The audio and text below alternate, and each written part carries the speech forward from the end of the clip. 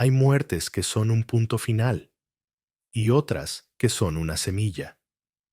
Hay finales que buscan el olvido y otros que, en su misma brutalidad, están diseñados para ser recordados, para ser grabados a fuego en la memoria de una nación como una advertencia. El poder, cuando se siente amenazado, no siempre busca aniquilar. A veces busca enseñar una lección a través del horror. Y pocas lecciones en la historia han sido tan meticulosamente crueles, tan públicamente espantosas, como la que se impartió en un campo en las afueras de Londres el 23 de agosto de 1305. Ese día, un hombre fue arrastrado por las calles de la capital inglesa. No era un rey, no tenía sangre azul, pero se había atrevido a desafiar al monarca más temible de su tiempo. Su nombre era William Wallace. Para el rey Eduardo I de Inglaterra, era un traidor, un asesino, un proscrito que merecía el castigo más ignominioso que la ley medieval podía concebir. Para la gente de Escocia, era el guardián, su campeón, el corazón indomable de su resistencia. Su muerte no sería un simple acto de justicia, sería un espectáculo político, una carnicería pedagógica. Su cuerpo sería desmembrado y sus partes enviadas a los cuatro vientos de su tierra natal. Cada trozo, un sermón silencioso sobre la futilidad de la rebelión. Pero el poder, a veces, comete errores de cálculo. A veces, al intentar destruir a un hombre, lo que se logra es forjar un mártir. Al intentar convertir un cuerpo en una lección de terror, lo que se consigue es transformarlo en un relicario de libertad. La historia de la muerte de William Wallace no es la historia de un final. Es la historia de cómo la máxima expresión de la crueldad de un Estado puede convertirse, paradójicamente, en el catalizador de la misma libertad que pretendía aplastar. Es la crónica de cómo un hombre, despojado de todo, su ejército, su título, su vida y finalmente su propio cuerpo, ganó su guerra más importante en el patíbulo.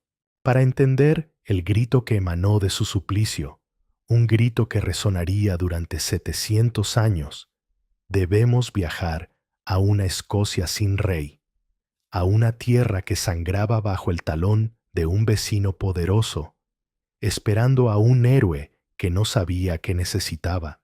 Para comprender la llama que fue William Wallace, primero debemos entender la oscuridad que la hizo necesaria. La Escocia de finales del siglo XIII era un reino en el precipicio de la nada, un reino cuyo futuro se había desvanecido en la niebla de una noche tormentosa. Durante décadas había gozado de una paz y prosperidad relativas bajo el firme gobierno del rey Alejandro III. Pero en marzo de 1286, mientras cabalgaba para reunirse con su joven esposa en una noche de terrible tormenta, el caballo de Alejandro resbaló en un acantilado y el rey murió. El golpe fue devastador. Todos sus hijos ya habían fallecido, dejando una única heredera, su nieta de 3 años, Margarita, la doncella de Noruega, que vivía al otro lado del mar. La nobleza escocesa, aterrorizada ante la perspectiva de una guerra civil por la sucesión, actuó con prudencia.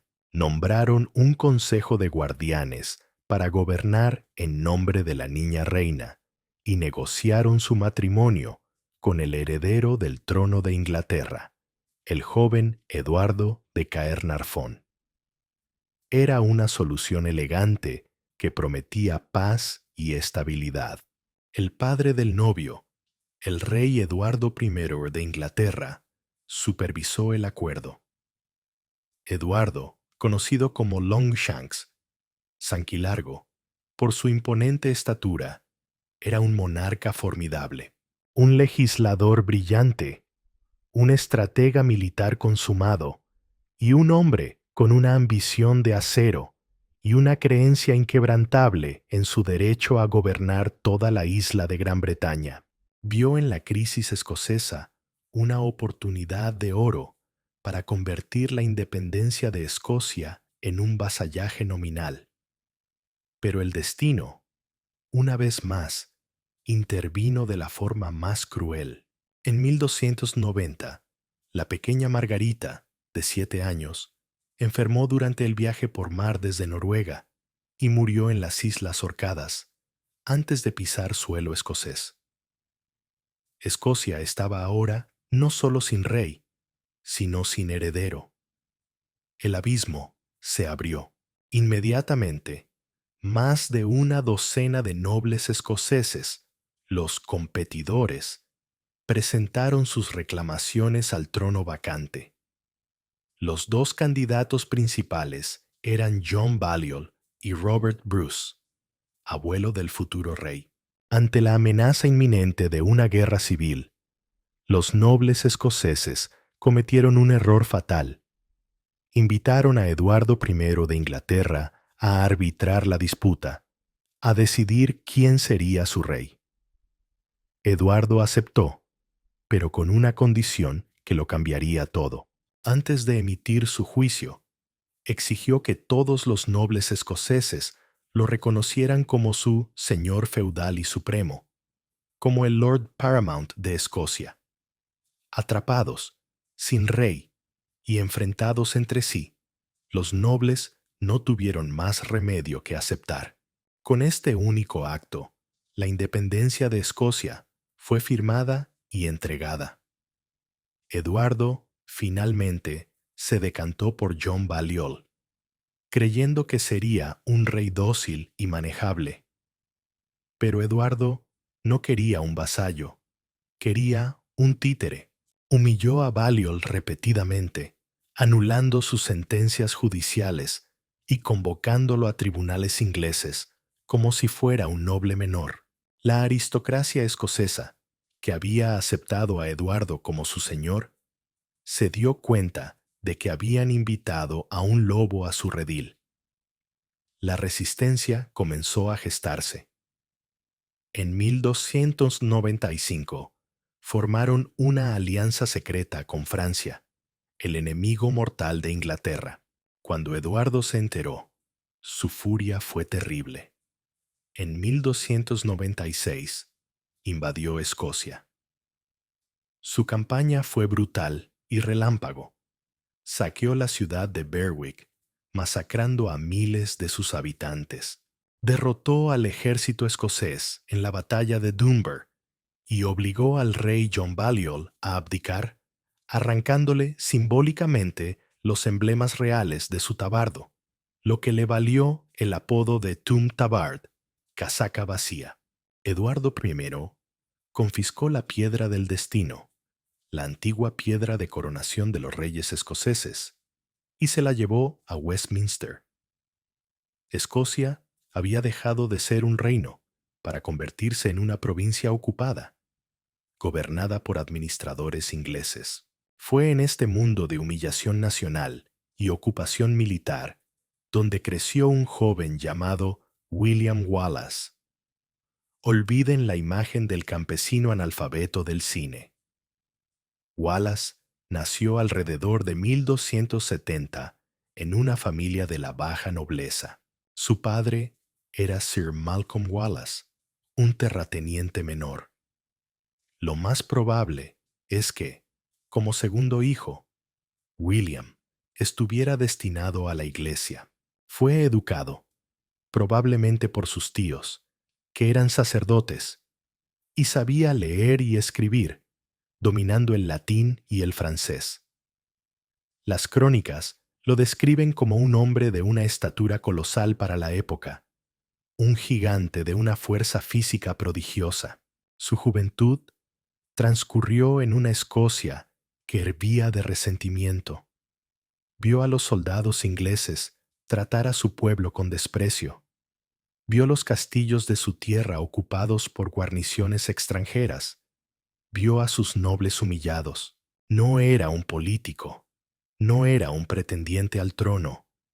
Era un hombre que, según las leyendas, fue empujado a la rebelión por un acto de violencia personal. En mayo de 1297, en la ciudad de Lanark, William Heselrigg, el sheriff inglés, asesinó a la esposa de Wallace, Marion Bradefeud. Aunque su existencia es debatida por los historiadores, la historia del asesinato es una constante en las primeras crónicas. Esa noche, la venganza de Wallace fue terrible. Atacó el cuartel inglés, mató a Heselrigg con sus propias manos, desmembró su cuerpo y prendió fuego a la guarnición.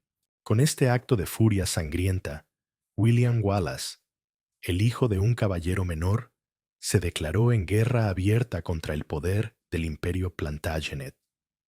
Dejó de ser un hombre para convertirse en un proscrito, y de proscrito en un símbolo. La masacre de Lanark fue la chispa que encendió la pradera seca de la rebelión escocesa.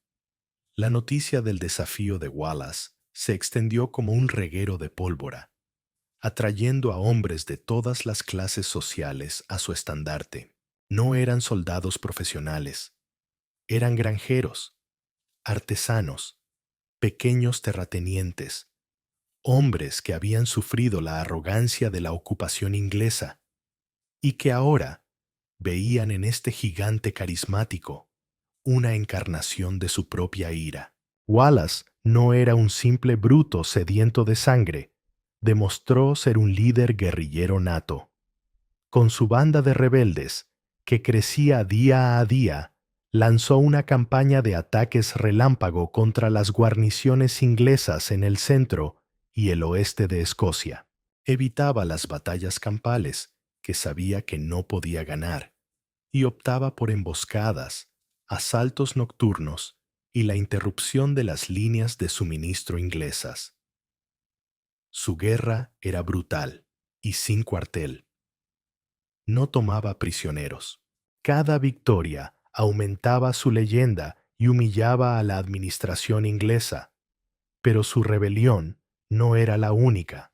Al mismo tiempo, en el norte, otro joven líder, Andrew Moray, un noble con más experiencia militar y un linaje más distinguido, también había levantado un ejército y estaba liberando sistemáticamente los castillos del norte. El genio de Wallace fue reconocer que dos rebeliones separadas serían aplastadas. En el verano de 1297, unió sus fuerzas con las de Moray. Esta alianza fue crucial.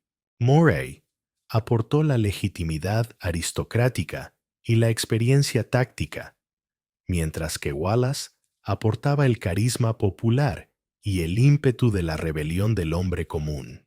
Juntos, formaron un ejército verdaderamente nacional, una fuerza que los ingleses, hasta entonces, habían subestimado peligrosamente. La respuesta inglesa fue enviar un gran ejército profesional desde el sur para aplastar la insurrección.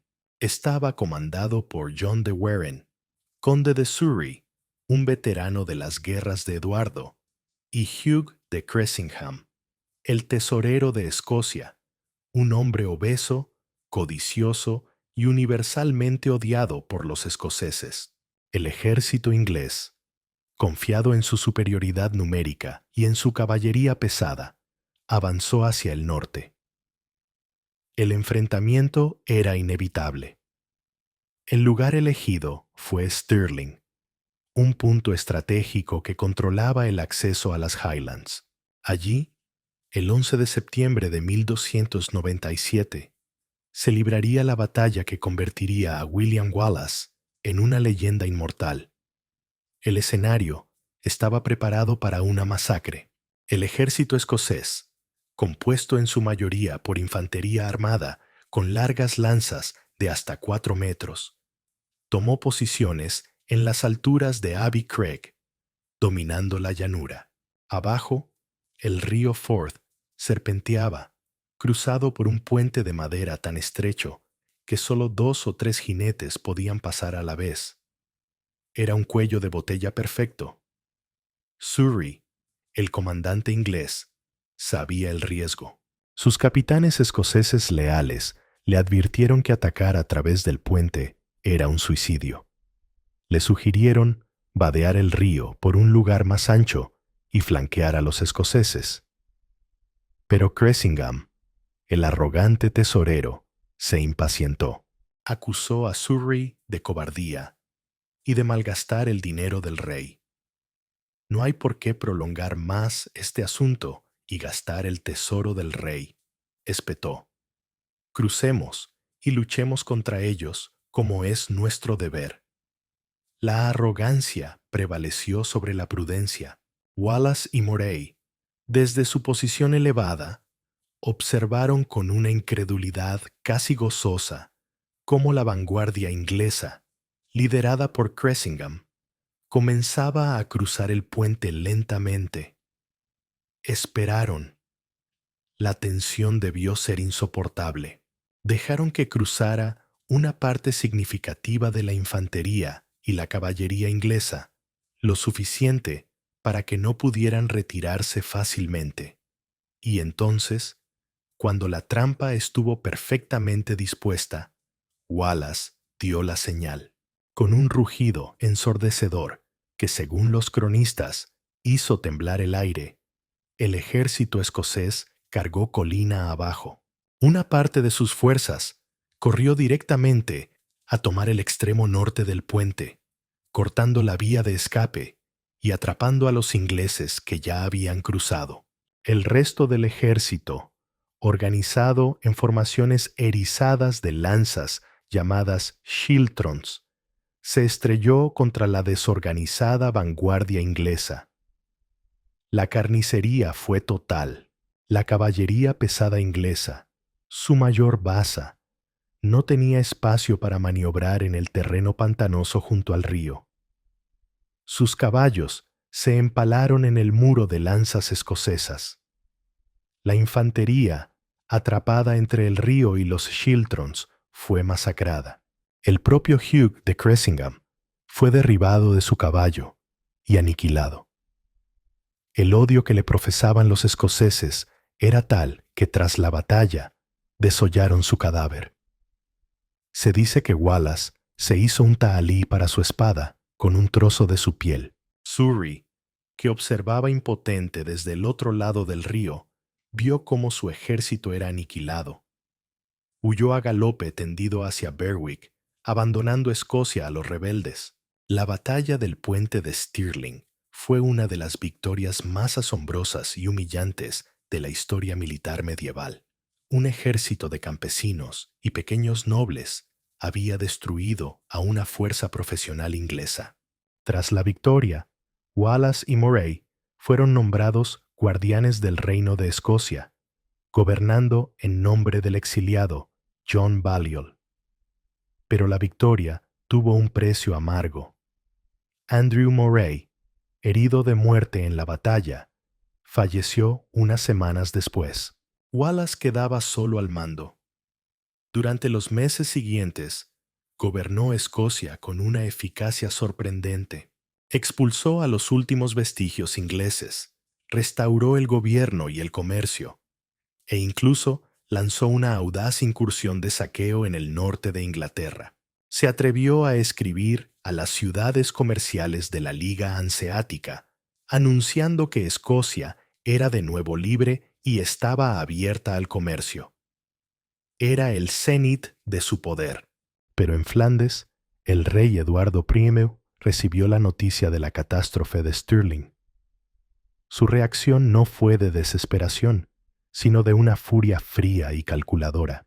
Dejó sus asuntos en el continente, regresó a Inglaterra y comenzó a reunir el ejército más grande y formidable que jamás había liderado, con un único propósito: encontrar a William Wallace y borrarlo a él y a su rebelión de la faz de la tierra. La espiral no era hacia la locura, sino hacia la venganza. El triunfo de Stirling fue tan brillante como efímero. La victoria había convertido a Wallace en el héroe de Escocia, pero también lo había convertido en el enemigo público número uno de Inglaterra. La venganza de Eduardo I no se hizo esperar. Durante el invierno de 1297 y la primavera de 1298, Eduardo, el martillo de los escoceses, reunió una fuerza de invasión colosal. Era un ejército de una escala sin precedentes, casi 3.000 caballeros de caballería pesada y más de 20.000 soldados de infantería, incluyendo un contingente masivo de arqueros galeses armados con el arma más mortífera de la época, el arco largo, inglés o galés. Ante esta marea de acero, la estrategia de Wallace fue la única posible: la tierra quemada. A medida que el ejército de Eduardo avanzaba hacia el norte en el verano de 1298, los escoceses se retiraron ante él, quemando cosechas, destruyendo pueblos y envenenando pozos. El objetivo era que el gigantesco ejército inglés se consumiera a sí mismo, que muriera de hambre en una tierra desolada. La estrategia casi funcionó.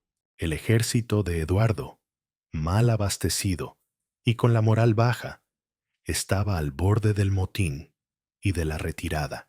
Pero justo cuando Eduardo estaba a punto de dar la orden de volver al sur, recibió una información crucial, supuestamente de dos condes escoceses que profesaban lealtad a Inglaterra. Le dijeron la ubicación exacta del ejército de Wallace. Estaba acampado cerca de un pequeño pueblo llamado Falkirk. Eduardo ordenó a su ejército marchar durante toda la noche. Al amanecer del 22 de julio de 1298, los exploradores escoceses vieron con horror cómo el horizonte se llenaba con los estandartes del ejército inglés. La trampa se había cerrado. No había escapatoria. Wallace tuvo que aceptar la batalla en un terreno que no había elegido. Formó a su infantería, el corazón de su ejército, en 4 grandes schiltrons, erizos circulares de lanzas que habían demostrado ser tan efectivos en Stirling. Entre los schiltrons colocó a sus propios arqueros, y en la retaguardia, su pequeño contingente de caballería, compuesto por los nobles escoceses que se habían unido a su causa, incluyendo al futuro rey, Robert de Bruce. La batalla comenzó con la carga de la caballería pesada inglesa. A diferencia de Stirling, aquí tenían espacio para maniobrar. Chocaron contra los schiltrons en oleadas, pero las murallas de lanzas escocesas resistieron. Los caballos se empalaban, los caballeros caían, pero los círculos no se rompían. En ese momento crítico, ocurrió el acto que ha sido interpretado como la gran traición de Falkirk. La caballería noble escocesa, en lugar de cargar para proteger los flancos de la infantería o atacar a los arqueros ingleses, simplemente abandonó el campo de batalla. ¿Fue cobardía? ¿Fue una decisión táctica al ver la batalla perdida? ¿O fue una traición deliberada de una nobleza que nunca había aceptado del todo a un plebeyo como Wallace como su líder? Sea cual sea la razón, su huida dejó a la infantería escocesa completamente expuesta. Eduardo entonces desató su arma secreta. Ordenó a sus miles de arqueros galeses que avanzaran. Lo que siguió fue una masacre. Los arqueros descargaron una lluvia de flechas sobre los estáticos schiltrons. Las flechas, con punta de bodkin, podían perforar la cota de malla y el cuero. Cayeron tan espesas como la nieve en invierno, según un cronista. Los hombres en las primeras filas de los Schiltrons caían, abriendo brechas en las formaciones. Era como disparar a un blanco inmóvil. Diezmados, desangrados y desmoralizados, los círculos de lanzas finalmente se rompieron. La caballería inglesa cargó de nuevo, esta vez a través de las brechas, y la matanza fue espantosa. Miles de escoceses fueron aniquilados. Wallace logró escapar con vida, huyendo con los restos de su ejército. Pero su aura de invencibilidad se había hecho añicos. La derrota de Falkirk fue catastrófica. La rebelión, que había ardido con tanta fuerza, fue prácticamente extinguida. En los meses siguientes, Wallace, consciente de que su autoridad militar estaba destrozada, renunció a su cargo de guardián de Escocia. Fue reemplazado por un liderazgo conjunto de Robert de Bruce y John Comyn, dos de los nobles más poderosos y rivales entre sí. Una vez más, William Wallace se convirtió en un fantasma. Se negó a someterse a Eduardo, negándose a aceptar los términos de paz que muchos otros nobles escoceses aceptaron. Se convirtió en un proscrito, un guerrillero que lideraba pequeñas incursiones desde los bosques y las montañas. Pero su lucha no se limitó a la espada. En algún momento, después de Falkirk, emprendió una misión diplomática desesperada. Viajó a Francia para suplicar al rey Felipe IV que honrara su alianza con Escocia e interviniera. Incluso pudo haber viajado a Roma para presentar el caso de la independencia escocesa ante el Papa Bonifacio VIII. Hay una carta de Felipe IV a sus agentes en Roma que sobrevive, pidiéndoles que ayuden a nuestro amado William le Valois. Durante 7 largos años, Wallace fue un hombre casado, el fugitivo más buscado de Gran Bretaña. Eduardo I puso un precio enorme a su cabeza. Su obsesión por capturar a Wallace era personal. Lo veía como el símbolo viviente del desafío escocés. Mientras Wallace siguiera libre, la conquista de Escocia nunca estaría completa. El final llegó el 3 de agosto de 1305, cerca de Glasgow, en un lugar llamado Robroyston. Wallace fue traicionado y capturado. El hombre que lo entregó fue un noble escocés, Sir John de Menteith. Menteith, que había luchado junto a Wallace en el pasado, era ahora un sheriff al servicio de Eduardo. Engañado, rodeado mientras dormía, Wallace fue capturado sin luchar. El león de Escocia estaba finalmente enjaulado. El reloj que había comenzado a correr en Falkirk había llegado a su última hora. El clímax de la vida de William Wallace no fue una batalla, sino un suplicio. Su final fue concebido por la mente fría y legalista de Eduardo I, no como un simple castigo, sino como el acto final de una guerra psicológica, una obra de teatro del terror diseñada para ser inolvidable. Tras su captura, Wallace fue transportado al sur en un viaje de casi 3 semanas, encadenado y fuertemente custodiado. Fue exhibido en los pueblos a lo largo del camino, una muestra del poder del rey inglés para capturar incluso al más esquivo de sus enemigos. El 22 de agosto de 1305 llegó a Londres. La ciudad entera estaba en un estado de fervor. Multitudes se agolpaban en las calles para ver al legendario monstruo escocés. Fue conducido a Westminster Hall, la gran sala de justicia del reino. Allí, ante los jueces más importantes de Inglaterra, se celebró su juicio. No fue un juicio en el sentido moderno. Fue una sentencia pública. No se le permitió hablar en su propia defensa. No se llamaron testigos. Simplemente se leyeron los cargos en su contra. Eran una letanía de crímenes. Traición, por haber guerreado contra su señor, el rey Eduardo. Asesinato de civiles, incluyendo clérigos y monjas. Y sacrilegio, por haber quemado iglesias. En la cabeza le colocaron una corona burlesca hecha de hojas de roble para simbolizar su estatus de rey de los proscritos en los bosques. Cuando se leyó el cargo de traición, Wallace finalmente rompió su silencio, con una voz que, según los presentes, resonó en la gran sala.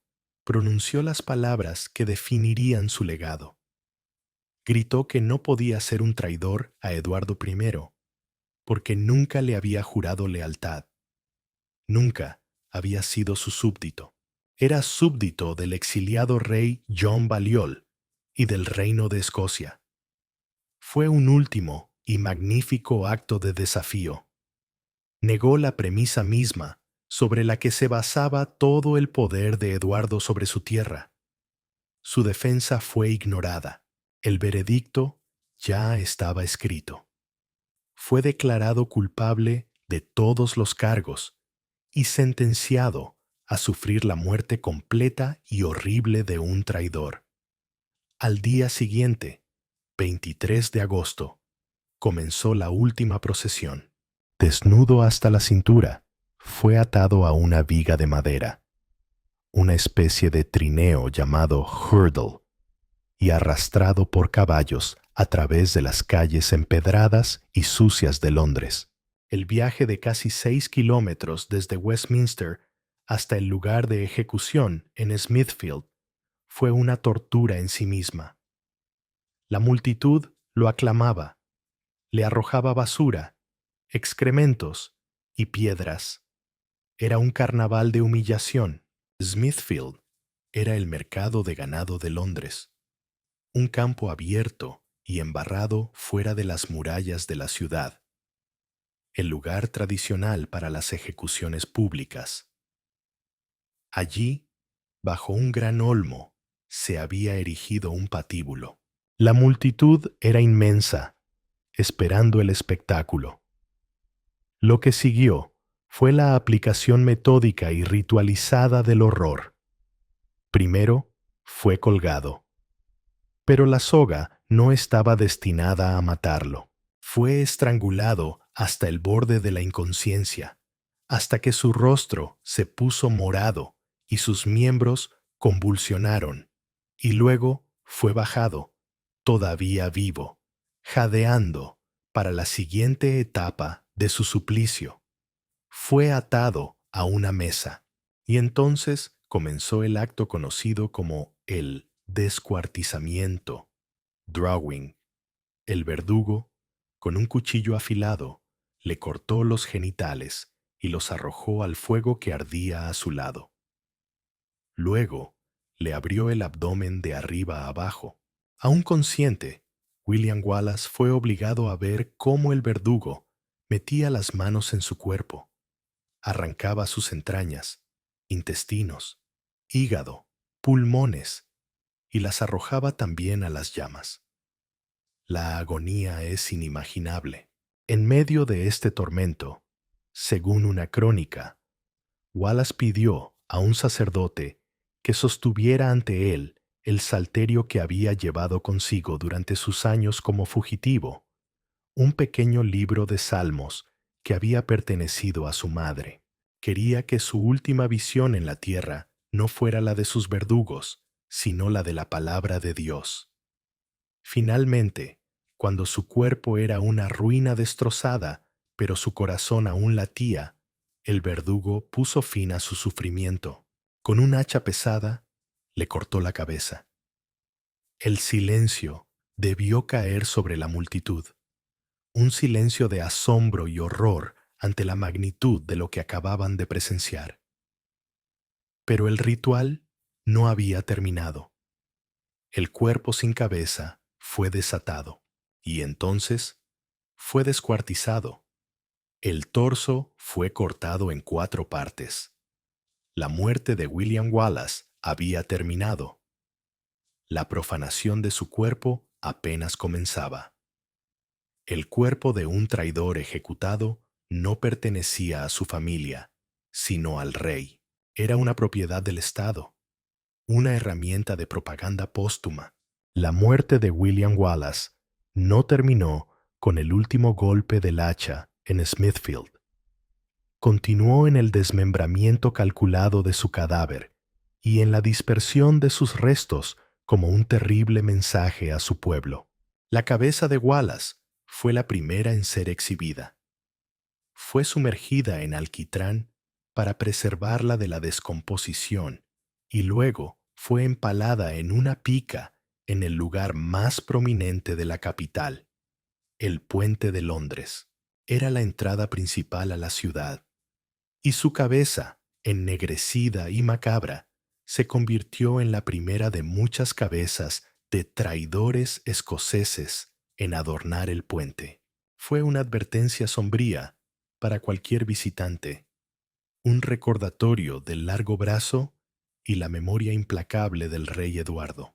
Los 4 cuartos de su cuerpo fueron enviados al norte, a las ciudades más importantes de la frontera y del propio reino de Escocia. Un brazo fue a Newcastle, otro a Berwick, una pierna a Perth y la otra a Stirling, el escenario de su mayor victoria, una profanación deliberada de su triunfo. Cada miembro ensangrentado, exhibido públicamente en las puertas de la ciudad, estaba destinado a aterrorizar a los escoceses hasta la sumisión. El mensaje era inequívoco. Esto es lo que le sucede a quienes desafían a Inglaterra. Miren a su campeón ahora. No es más que carne para los cuervos. Su rebelión ha terminado en esto. La reacción inmediata en Inglaterra fue de júbilo. Eduardo I había eliminado a su némesis. La conquista de Escocia parecía, por fin, completa y asegurada. Los nobles escoceses, muchos de los cuales ya se habían sometido a Eduardo, guardaron un silencio prudente. Parecía que la brutal lección había sido aprendida, pero Eduardo, en su fría y calculada crueldad, había cometido un error psicológico fundamental. No había entendido el alma del pueblo al que intentaba someter. En lugar de aterrorizar, la ejecución de Wallace y la grotesca exhibición de su cuerpo provocaron una ola de repulsión y rabia que se extendió por toda Escocia. Habían matado al hombre, pero habían dado a luz a un mártir. La historia de su desafiante discurso en Westminster Hall y su estoica resistencia en el patíbulo se difundió de boca en boca, adornada y magnificada en cada recuento. Se convirtió en el símbolo de todo lo que Escocia había perdido y por lo que aún valía la pena luchar. El impacto más directo y trascendental de la muerte de Wallace fue el efecto que tuvo en un hombre, Robert de Bruce. Bruce, el nieto del competidor original al trono, había jugado un juego político complejo y a menudo ambiguo. Había luchado junto a Wallace, pero también se había sometido a Eduardo. Su rivalidad con otro noble poderoso, John Comyn, había paralizado a la aristocracia escocesa. La muerte de Wallace parece haber sido el catalizador que lo sacó de su indecisión. Vio que la sumisión a Eduardo era una vía muerta y que la brutalidad de la ejecución había creado un nuevo fervor por la independencia. Vio que el pueblo escocés necesitaba un líder, un rey, no solo un guardián. Apenas 6 meses después de la ejecución de Wallace, en febrero de 1306, Robert de Bruce tomó su decisión. Se reunió con su rival John Comyn, en una iglesia en Dumfries. Discutieron, y en un arrebato de furia, Bruce apuñaló a Comyn ante el altar mayor, un acto de asesinato y sacrilegio que lo puso fuera de la ley de la iglesia y del Estado. Ahora no había vuelta atrás. Pocas semanas después, el 25 de marzo de 1306, Robert de Bruce fue coronado rey de los escoceses en Scone. La guerra de independencia de Escocia había renacido de las cenizas de Wallace, pero ahora tenía un rey a la cabeza. El vacío de poder que Wallace nunca pudo llenar, ahora estaba ocupado. La rebelión de Bruce fue larga y ardua. Sufrió derrotas terribles, se convirtió en un fugitivo, pero perseveró. Y en 1314, en la batalla de Bannockburn, lideró a un ejército escocés hacia una victoria decisiva y aplastante sobre un ejército inglés, asegurando de facto la independencia de Escocia. Muchos de los tácticos y veteranos que lucharon y ganaron en Bannockburn eran hombres que habían aprendido su oficio luchando junto a Wallace. El caos que siguió a la muerte de Wallace no fue el de la sumisión, sino el de una renovada y, en última instancia, exitosa lucha por la libertad. La advertencia de Eduardo había fracasado estrepitosamente. La cabeza en el puente de Londres no se convirtió en un símbolo de miedo, sino en un faro de desafío. El hombre descuartizado se había vuelto más poderoso en la muerte que en la vida.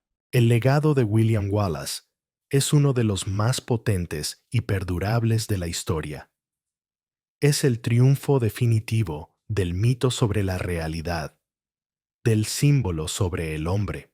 En vida, Wallace fue un líder guerrillero brillante, pero, en última instancia, fracasado. Ganó una batalla asombrosa.